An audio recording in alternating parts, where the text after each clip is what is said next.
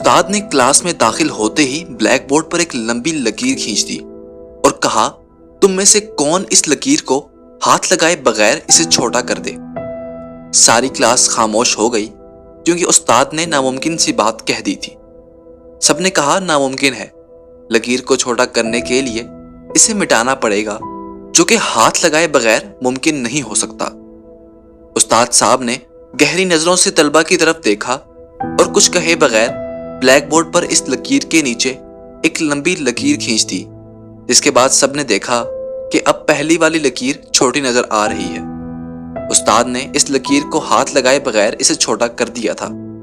طالب علموں نے آج اپنی زندگی کا سب سے بڑا سبق سیکھا تھا۔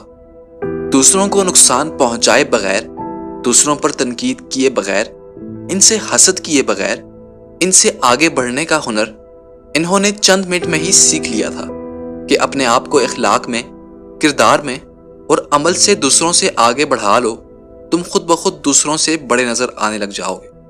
آج کی ویڈیو کا اختتام کرتے ہیں۔ امید ہے آپ کو آج کی ویڈیو پسند آئی ہوگی۔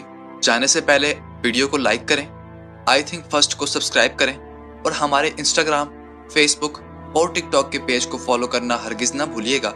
اسی کے ساتھ آپ سے اجازت چاہیں گے۔ آپ سب سے ملاقات ہوگی اگلی ویڈیو میں، تب تک کے لیے اللہ حافظ۔